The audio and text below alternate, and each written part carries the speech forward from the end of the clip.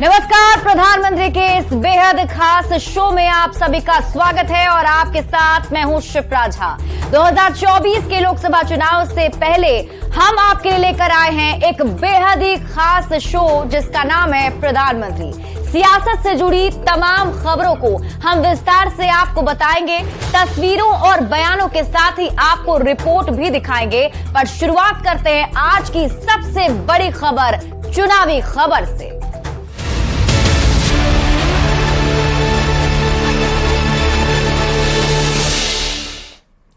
तो प्रधानमंत्री में सबसे बड़ी खबर है पीएम मोदी की आज संवैधानिक पद पर रहते हुए 22 साल पूरे हो गए हैं। दरअसल पीएम मोदी संवैधानिक पद पर 22 साल अपने पूरे कर चुके हैं। आपको बता दें कि 7 अक्टूबर 2001 को सबसे पहले गुजरात के सीएम बने थे और सीएम बनने के बाद देश के प्रधानमंत्री बने नरेंद्र मोदी। एक एक करके हम आपको उनके सफर के बारे में बता रहे हैं, किस तरीके से सीएम से लेकर पीएम तक का सफर उन्होंने तय किया। 26 मई 2014 से प्रधानमंत्री के पद पर वो कायम हैं और 22 सालों से लगातार संवैधानिक पद पर काबिज हैं। जाहिर तौर पर इतने लंबे समय तक देश के 2 बड़े और अहम पद, सीएम के बाद पीएम की कुर्सी संभाल रहे किसी भी राजनेता के लिए ये बड़ी उपलब्धि होती है। बीजेपी में एक साधारण कार्यकर्ता से लेकर संघ प्रचारक और फिर गुजरात की कमान संभालने से लेकर देश की बागडोर थामना इतना आसान कहां है। प्रधानमंत्री नरेंद्र मोदी 73 साल की आयु पूरी कर चुके हैं, पर देश सेवा की उनकी भावना और जनता से मिले प्यार ने उन्हें भरपूर ताकत दी है, जिसकी बदौलत पीएम मोदी आज भी दूसरे नेताओं से ज्यादा फिट हैं।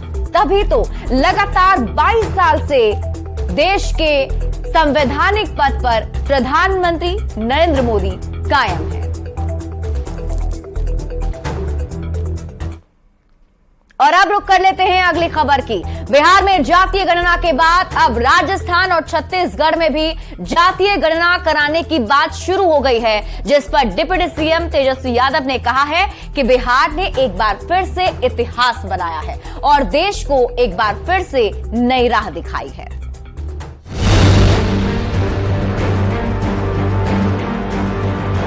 और बिहार की धरती ने एक बार फिर इतिहास बनाने का काम किया। अगर इतना ही आपत्ति अगर बिहार सरकार के आंकड़े से तो बोल दीजिए मोदी जी को। अगर किए होते तो मुख्यमंत्री जी अपने जात का नहीं बढ़ा लिए होते। जातीय गणना में यादवों की आबादी के डिप्टी सीएम तेजस्वी यादव ने जवाब दिया है। तेजस्वी यादव ने कहा कि अगर जातीय गणना के आंकड़ों में बढ़ाना या घटाना होता ही तो मुख्यमंत्री नीतीश कुमार सबसे पहले अपनी जाति की संख्या बढ़ा लेते।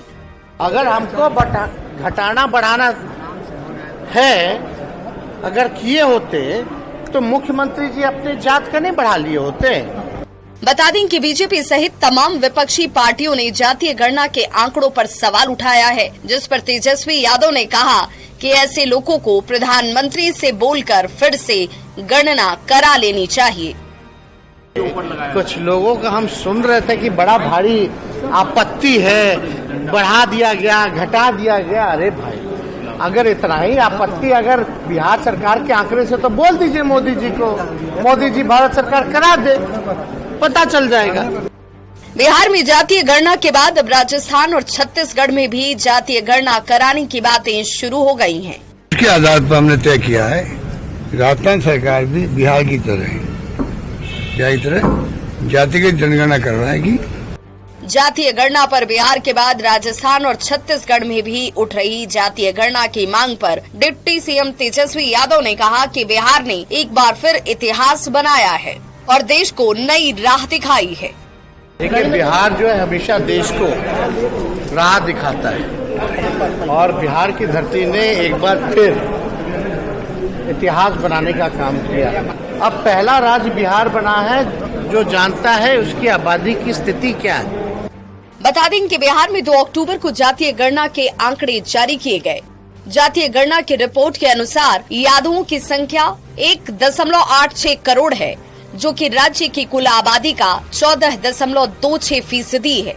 यानी जाति के नजरिए से देखें तो बिहार में यादव सबसे ज्यादा हैं, जबकि सीएम नीतीश कुमार की जाति आंकड़ों के हिसाब से 10वें नंबर पर है। बिहार में कुर्मी जाति की आबादी 37.62 लाख है। ये कुल आबादी का 2.87% है। न्यूज 18 के लिए पटना से विनीता मिश्रा की रिपोर्ट। तो बिहार के डिप्टी सीएम तेजस्वी यादव भले ही कास्ट सर्वे को दूसरे राज्यों के लिए नजीर बता रहे हों, पर महागठबंधन की सरकार की सहयोगी कांग्रेस नेता अनिल शर्मा जितनी संख्या उतनी भागीदारी का दांव चल रही है। कैबिनेट में मंत्रियों की संख्या बढ़ाने की मांग की जा रही है, तो वहीं जेडीयू के ही सांसद सुनील कुमार पिंटू रविवार को पटना में कास्ट सर्वे में गड़बड़ी के खिलाफ तेली साहू समाज की बैठक बुला रहे हैं। अब बिहार की सियासत जाति के आसपास कैसे 360 डिग्री पर घूम रही है, समझिए इस रिपोर्ट के साथ।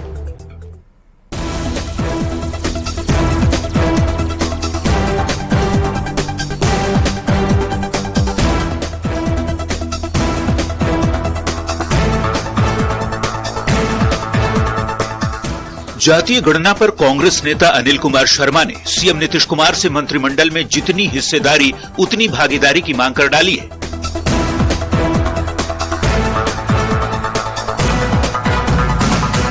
अनिल शर्मा ने कहा है कि पिछड़ा वर्ग के 13 मंत्री हैं, जिसमें अकेले यादव जाति के 8 मंत्री हैं। 37% अति पिछड़ा वर्ग से मात्र 3 ही मंत्री हैं। इसे खुद अनिल शर्मा ने अपने सोशल मीडिया अकाउंट एक्स पर ट्वीट किया, फिर बयान भी दिया। वैसे इस रिपोर्ट में कई त्रुटियां हैं, जिसकी तरफ कई लोगों ने सरकार का ध्यान आकृष्ट कराया है, मगर इस रिपोर्ट आने के बाद से आमतौर पर वैसे तमाम समुदाय और जाति के लोग जो सत्ता और शासन में भागीदारी चाहते हैं, उनकी नजर बिहार मंत्रिमंडल की तरफ गया है। और वर्तमान जो बिहार मंत्रिमंडल का स्वरूप है, उसमें ओबीसी जो पिछड़े वर्ग के लोग हैं, उनकी भागीदारी 13 की संख्या में है। और उस 13 में सिर्फ एक बिरादरी जो यादव जाति है, उसके 8 मंत्री हैं। बिहार के मुख्यमंत्री माननीय नीतीश कुमार जी इस बात पर गौर करें और जितना जल्दी संभव हो मंत्रिमंडल का पुनर्गठन कर अति पिछड़े वर्ग की भागीदारी बढ़ाएं। अनिल शर्मा ने कास्ट की संख्या के हिसाब से कैबिनेट में मंत्रियों की जगह की बात कही, तो जेडीयू के सांसद सुनील कुमार पिंटू ने भी अनिल शर्मा की हां में हां मिलाते हुए कहा, वे सरकार के कास्ट सर्वे की रिपोर्ट के खिलाफ रविवार को पटना में बड़ी बैठक करने जा रहे हैं, जिसमें तेली साहू समाज की मांगों से मुख्यमंत्री को अवगत कराया जाएगा। कि जो बिहार में जो जातीय गणना पब्लिश हुई है, उसमें तेली साहू समाज की संख्या में बहुत बड़ी त्रुटि है। और कल हम लोग पटना में बैठ कर रहे हैं और एक तरीके थोड़ी सी प्रॉब्लम ये आ रही है कि पितरपक्ष के कारण हर जिले से लोग तो नहीं पहुंच पा रहे, परंतु फिर भी अभी तकले लगभग 60 आदमी ने अपनी सूचना दे दी कि हम लोग पहुंच रहे हैं पूरे बिहार से। और सभी लोगों के साथ हम लोग बैठकर हम लोग चाह रहे हैं कि एक हर जिलावार एक डाटा तैयार हो। सुनील कुमार पिंटू भले अनिल शर्मा की तरह बयान दे रहे हों, पर बीजेपी ऐसे बयान का समर्थन करती है, जबकि जेडीयू के दूसरे नेता और आरजेडी अनिल शर्मा के बयान को उनका निजी राय बता रहे हैं। जब जातीय आंकड़े आ गए हैं, तब अब मंत्रिमंडल में उन जातियों को महत्व क्यों नहीं मिल रहा है? क्या नीतीश कुमार दबाव में है कि एक परिवार और एक जाति विशेष पर कृपा बनाए हैं? सभी पार्टियों का स्टैंड आ चुका है। अधिकांश पार्टियों ने नीतीश कुमार जी को धन्यवाद दिया है। अब इसके बावजूद अगर कुछ लोगों की निजी राय है तो वो अपने तक ही सीमित रखें। हम उन वर्गों को आगे लाने का काम करेंगे जो अब तक कहीं ना कहीं विकास की श्रेणी से दूर थे। देखिए, इस मामले में जो लोग राजनीति कर रहे हैं, उनको राजनीति करने का कोई आधार नहीं है। बिहार में जाति पर शुरू हुई सियासत जाति पर ही जाकर खत्म होती है। ऐसे में संख्या बल के हिसाब से नेताओं की मंत्रिमंडल में भागीदारी की बात हो या फिर जेडीयू तेली साहू समाज की अलग से बैठक, कुल मिलाकर सियासत कास्ट, सर्वे और सत्ता में भागीदारी के ही इर्द गिर्द घूम रही है। न्यूज 18 के लिए दिल्ली से अमितेश सिंह के साथ ब्यूरो रिपोर्ट।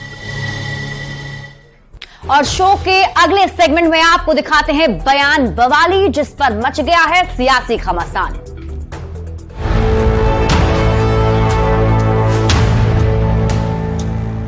तो सिपाही भर्ती परीक्षा रद्द होने के बाद से ही बीजेपी सरकार पर लगातार हमलावर है। नेता प्रतिपक्ष विजय सिन्हा ने सरकार से 6 लाख अभ्यर्थियों के आने जाने और रुकने का पैसा देने की मांग की है। इसके साथ ही चेयरमैन एसके सिंघल को पद से मुक्त करने और पेपर लीक कांड की सीबीआई जांच कराने की मांग कर दी है। 6 लाख बच्चे पूरी अपनी जिंदगी का आशा और उम्मीद लेकर के सिपाही भर्ती परीक्षा में सम्मिलित हुआ। उसके आने जाने, रहने, खाने पीने, ठहरने का जो खर्च हुआ, आपके भ्रष्टाचारियों ने पेपर लीक करके उसके सपना को तार तार कर दिया। जिम्मेवारी किसकी है? सरकार, बिहार सरकार को जवाब देनी होगी। और बिहार सरकार, वो भ्रष्ट डीजीपी जिसको सिपाही भर्ती बोर्ड का आपने अध्यक्ष बनाया, पहले से वो दोषी और कलंकित है। बच्चों के 6 लाख बच्चों के खर्च को आप पूरा करें। जब भी पेपर लीक होगा, बच्चों के खर्च को आपको देना होगा और डीजीपी को हटाइए, सीबीआई से जांच कराइए। और प्रधानमंत्री के इस सेगमेंट में आपको दिखाते हैं ऐसी तस्वीर जो सियासत के लिहाज से सोशल मीडिया पर वायरल है।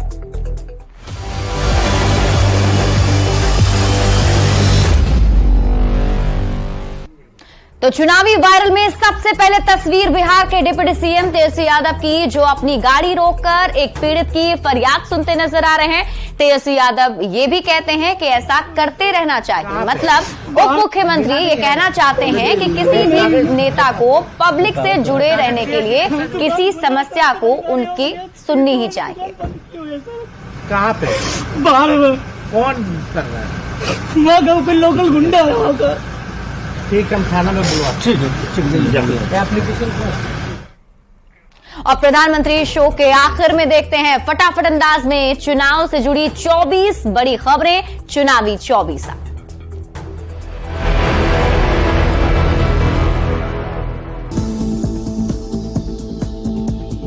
संवैधानिक पद पर काम करते हुए पीएम मोदी ने 22 साल किए पूरे। 7 अक्टूबर 2001 को गुजरात के सीएम के तौर पर ली थी शपथ। जातीय गणना को लेकर सीएम गहलोत का बयान, जो बिहार सरकार ने किया वो मॉडल हम राजस्थान में अडॉप्ट करेंगे। कहा सर्वे होगा, जनगणना भारत सरकार ही करा सकती है। दिल्ली के विज्ञान भवन में जीएसटी काउंसिल की 52वीं बैठक में बिहार के वित्त मंत्री विजय चौधरी हुए शामिल। जेपी नड्डा के क्षेत्रीय पार्टी को खत्म करने वाले बयान पर तेजस्वी यादव ने जताई कड़ी आपत्ति। कहा किसी की औकात नहीं क्षेत्रीय पार्टी को कोई खत्म करे, राज्यों से ही केंद्र की अहमियत। जातीय गणना को लेकर तेजस्वी यादव का बयान, बिहार ने देश को दिखाया नया रास्ता, बिहार की राह पर अब दूसरे राज्य भी चलने को तैयार। जातीय गणना पर कांग्रेस नेता अनिल शर्मा की बड़ी मांग, मंत्रिमंडल में जिसकी जितनी हिस्सेदारी उसकी उतनी हो भागीदारी। अनिल शर्मा के बयान का जेडीयू सांसद सुनील कुमार पिंटू ने किया समर्थन। कहा अति पिछड़े समाज के मंत्री की संख्या बढ़ाने की मांग जायज है। बीजेपी सांसद और बिहार के पूर्व डिप्टी सीएम सुशील कुमार मोदी ने जातीय गणना पर खड़े किए सवाल। कहा कई जातियां खुद को सर्वे से ठगा महसूस कर रही। बिहार में हुए जातीय गणना पर विपक्ष के आरोप पर पूर्व मंत्री सुधाकर सिंह का बयान। कहा आंकड़ों से सभी को समान अवसर देने में सहायता होगी। बिहार के नेता प्रतिपक्ष विजय कुमार सिन्हा का महागठबंधन की सरकार पर हमला। कहा जंगल राज को जनता राज बताने वाली सरकार में कानून का राज ही नहीं है। कास्ट सर्वे के बहाने प्रशांत किशोर का नीतीश कुमार पर तंज, कहा बिहार की महागठबंधन सरकार में अति पिछड़ा समाज के कितने एमएलए, कोई सवाल पूछने वाला नहीं। झारखंड बीजेपी अध्यक्ष बाबूलाल मरांडी ने ऊर्जा विभाग में जारी भ्रष्टाचार और अनियमितता को लेकर सीएम हेमंत सोरेन को लिखा पत्र, ऊर्जा संचरण की नई निविदा पर सवाल। बाबूलाल के पत्र पर जेएमएम का पलटवार, पार्टी का बयान, विकास विरोधी हैं बाबूलाल मरांडी, नियम के मुताबिक निकाली गई निविदा।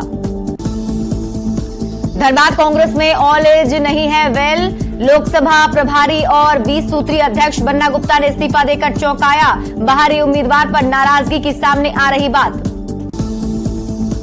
झारखंड कांग्रेस में सब कुछ ठीक नहीं होने का पार्टी अध्यक्ष ने किया दावा, बुलमोचू की दावेदारी पर साधी चुप्पी, बन्ना गुप्ता के इस्तीफे की जानकारी से इनकार।